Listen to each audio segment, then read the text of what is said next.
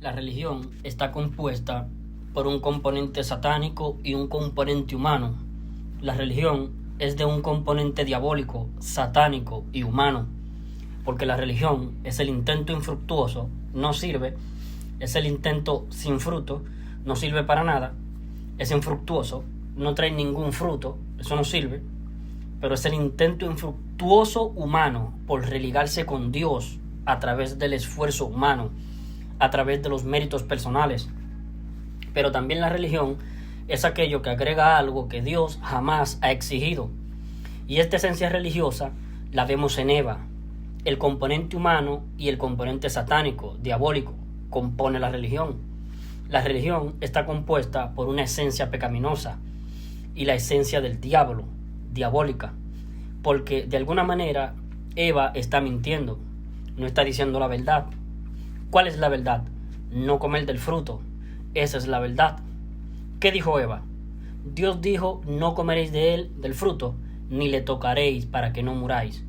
Eva está agregando algo a exigir cumplirlo, que Dios no le está exigiendo. No está exigiendo cumplirlo, no tocar. La religión agrega una exigencia extra para no ser condenado. Si comes y tocas el fruto, mueres. No. La ordenanza es no comer.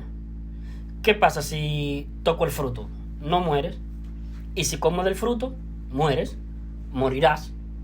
Hoy en día nosotros vemos, por ejemplo, entre los calvinistas, los asambleas de Dios, los pentecostales, los luteranos, anglicanos, metodistas, todo tipo de religiones, ellos dicen, para que tú no mueras en el infierno, para que te vayas al cielo, tú tienes que arrepentirte y creer con fe en el Evangelio y además no vivir una vida pecaminosa. Tienes que vivir una vida en santidad. Entonces ellos, la religión lo que hace, de manera siniestra, con mucha astucia, una astucia diabólica, ellos lo que hacen, la religión es los exponentes religiosos, los pastores evangélicos, teólogos, escatólogos, el pastor teólogo, el pastor que enseña en el púlpito, los pastores que salen en las redes sociales, que están en las iglesias. Todas esas personas están en la religión. Ellos enseñan que para ser salvo del infierno, de la muerte, para no morir en el infierno, tú tienes que arrepentirte, creer en el Evangelio y vivir una vida en santidad. Pero cuando nuestro Señor Jesucristo comenzó su ministerio de salvación aquí en la tierra, comenzó a exigir 2 demandas nada más. Solamente 2 demandas que están registradas en Marcos 1:15. Nuestro Señor Jesucristo comenzó a demandar arrepentíos y creed en el Evangelio. Nada más. 2 demandas a cumplir. El ser humano, cuando se arrepiente como Dios lo demanda, así tal cual como Dios lo demanda, el arrepentimiento para con Dios y cree con fe en el Evangelio, pasa de muerte a vida. Es justificado, nace de nuevo espiritualmente, es sellado con el Espíritu Santo, justificado para siempre. Porque no existe tal cosa como que una vez justificado, por A, B, C motivo, deja de estar justificado. O que una vez salvo, deja de ser salvo. O que una vez la persona que tiene inmortalidad, pierde la inmortalidad. No existe eso. Eso lo inventa la religión. Los pentecostales se burlan de la palabra del Señor. Ellos dicen que aman al Señor, Yahweh, Dios mío, pero de la boca para afuera. Pero ellos, los pentecostales, se burlan de las promesas del Señor. Se burlan, se ríen, porque ellos dicen, ustedes son de lo que una vez salvo, siempre salvo. Una vez salvo, para siempre, vida eterna, inmortalidad, siempre salvado de nuestros pecados. A eso vino Cristo, a darnos inmortalidad mediante el Evangelio, a darnos la vida eterna para siempre, siempre salvados del infierno, siempre con vida eterna. Dicen los pentecostales, ustedes son lo que una vez salvo, siempre salvo. Una vez salvo, para siempre, eso es eterno, vida perpetua, eterna, sin dejar de ser, sin que se pierda. Pero los pentecostales dicen que la salvación se pierde, que deja de ser. Entonces, ¿quién miente? ¿Quién está mintiendo aquí? Cristo, que dice que nos da la inmortalidad mediante el Evangelio, que nos da la vida eterna? ¿O están mintiendo los pentecostales, que dicen que la salvación deja de ser, que se pierde? Están mintiendo los pentecostales. Ellos mienten. Ellos se burlan de Dios. Y ellos dicen: nosotros amamos al Señor, santo, santo, santo, sin santidad nadie verá al Señor. No, los pentecostales son ignorantes. Ellos están prevaricando, están omitiendo el artículo la. En Hebreos 12:14, la expresión bíblica, lo que dice la Biblia es: seguid la paz con todo y la santidad, sin la cual nadie verá al Señor. No es sin santidad, no. La santidad, no sin santidad nadie verá al Señor. No, la santidad, sin la cual nadie verá al Señor. La santidad, no sin santidad. La santidad. La santidad es propia del sumo sacerdote. Un salvado es un sacerdote nada más. El sumo sacerdote es Cristo. Y en el antiguo pacto, el único que podía exhibir una leyenda aquí, con una cinta de oro, santidad a Jehová, era el sumo sacerdote, no los sacerdotes. Y nosotros los salvados somos sacerdotes para el Señor, no sumo sacerdote. El sumo sacerdote es Cristo. Y la santidad implica la cualidad de santo, porque santidad, etimológicamente hablando, significa cualidad de santo. Santidad, la palabra viene del latín sanctitas. O sea, el significado etimológico de la palabra santidad proviene del latín sanctitas y está compuesta por la palabra sanctitas, que significa cualidad de santo, y se traduce santidad. Santidad viene del latín sanctitas, y significa al castellano cualidad de santo. El único que tiene cualidad de santo es el Señor. Nosotros somos pecadores, pero eso es santidad, significa cualidad de santo. Santo a su vez significa apartado por Dios. Apartado de entre los pecadores. Cristo es el único apartado de entre los pecadores. Él es el sumo sacerdote.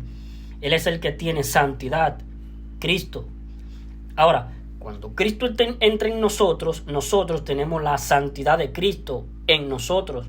Nosotros seguimos siendo pecadores, pero estrictamente hablando, la santidad, que es lo que está escrito en Hebreos 12:14, hay que entender que la palabra santidad etimológicamente viene del latín sanctitas y significa cualidad de santo. Santo a su vez significa apartado por Dios. Una persona que se arrepiente para con Dios, tal como Dios lo exige, y cree con fe en el Evangelio, Dios lo toma de entre la gente del camino ancho que va rumbo a la perdición y lo aparta para Él, haciéndolo entrar por la puerta estrecha del camino angosto que va rumbo a la vida. Es un santo, apartado por Dios. Sigue siendo un pecador como lo soy yo. Yo soy un pecador inmundo y asqueroso, pero santo, apartado por Dios. La Iglesia Católica le ha dado la connotación a esta expresión santo, la connotación de que una persona se merece el cielo, que es buena, que no hace mal a nadie. No. Santo lo único que significa es apartado por Dios. Es un pecador degenerado como lo soy yo, que Dios me tomó y me apartó para Él de entre la gente del camino ancho donde todos nosotros nacemos, al camino angosto que va rumbo a la vida, apartado por Dios. Ahora, santidad significa cualidad de ser personas que por Dios han sido tomadas de entre la gente del camino ancho, donde todos nosotros nacemos, y apartada por Dios para Él, al camino angosto que va rumbo a la vida. Entonces, la santidad, esa es la expresión que está en Hebreos 12:14, lo que significa es, sin que ustedes, todos nosotros estamos en el camino ancho, ningún ser humano nace en el camino angosto que va rumbo a la vida. Todos nacemos en el camino ancho y espacioso que va rumbo a la perdición.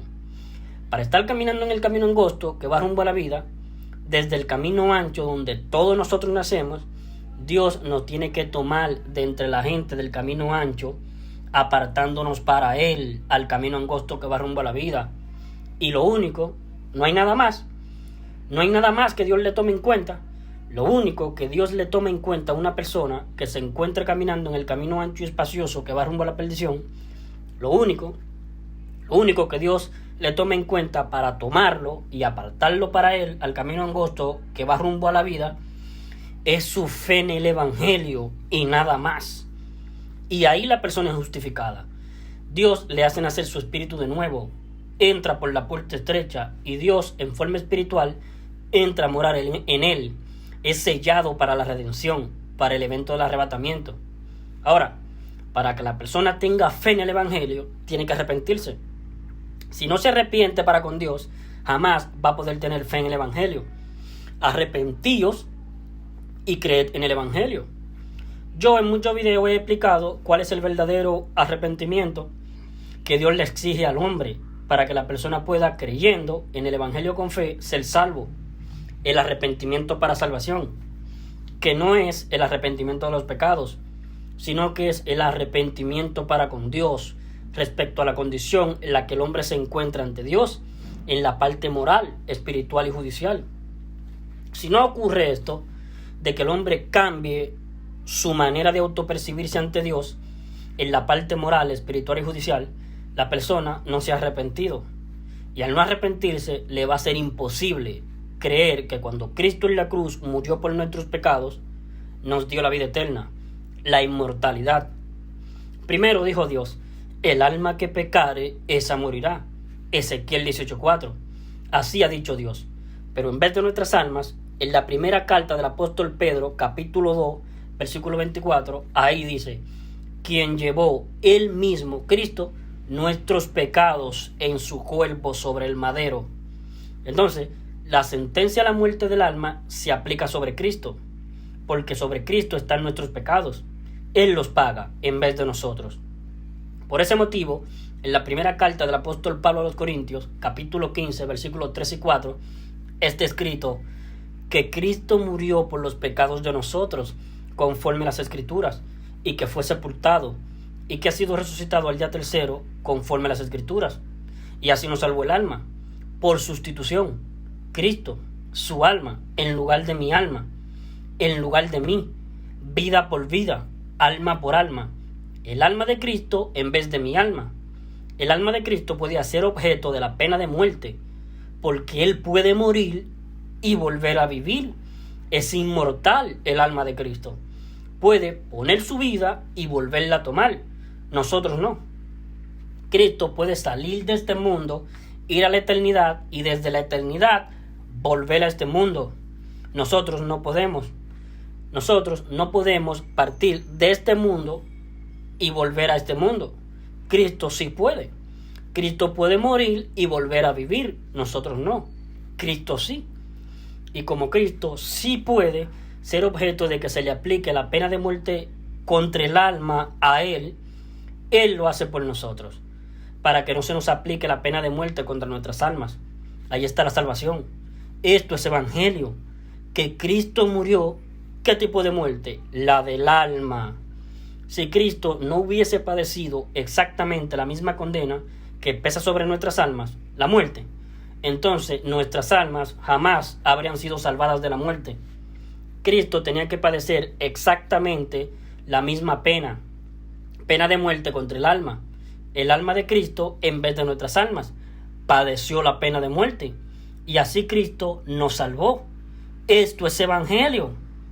Entonces, cuando nuestro Señor Jesucristo comenzó su ministerio de salvación en la tierra, Él empezó a demandar: arrepentíos y creed en el evangelio, con advertencia: si no os arrepentís, todos pereceréis igualmente.